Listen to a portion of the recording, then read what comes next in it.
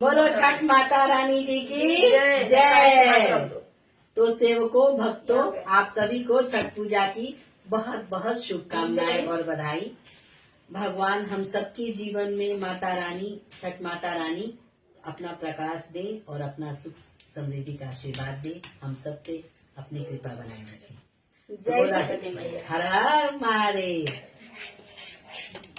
महादेव से बड़ा कोई योगी नहीं और महादेव जी से बड़ा कोई सांसारिक नहीं, गृहस्थ नहीं।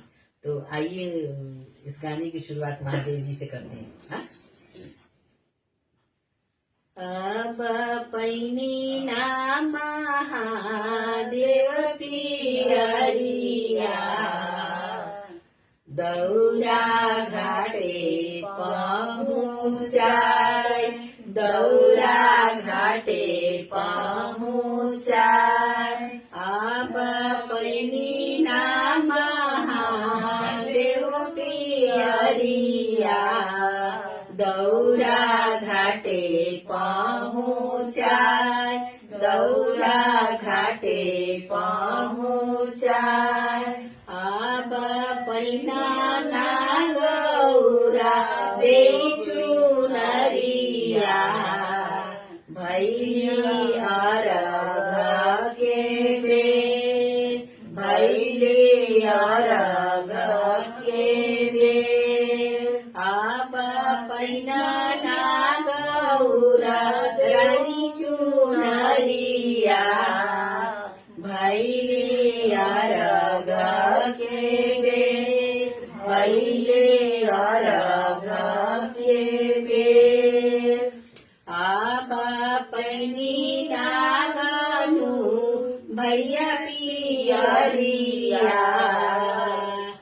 दौरा घाटे पहुँचाय, दौरा घाटे पहुँचाय।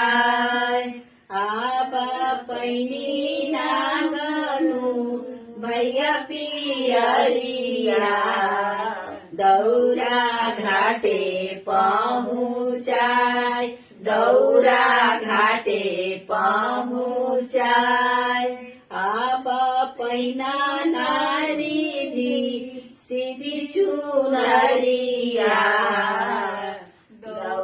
भैली अरघ के बेर, भैली अरघ के बेर। आप पैना नारिधी सीधी चुनरिया, भैली अरघ के बेर, भैली अरघ के बेर।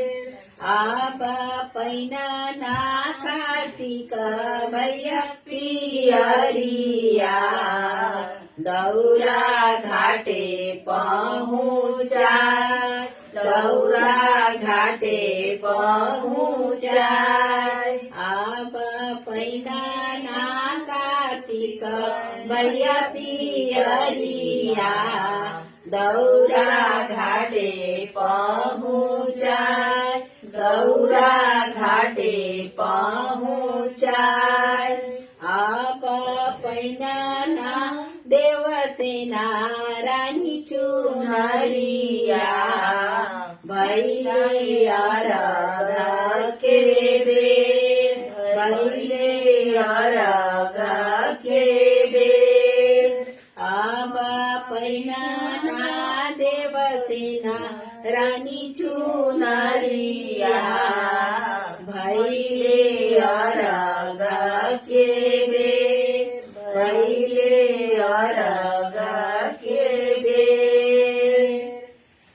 अब पैना ना मेघनाद बाबू पियरिया, दौरा घाटे पहुँचाय, दौरा घाटे पहुँचाय। अब पैना ना संगीता रानी चुनरिया, भैली अरघ के बेर, भैली अरघ के बेर। आप पहिना पाठकजी पियरिया दौरा घाटे पहुँचाय दौरा घाटे पहुँचाय अब पहिना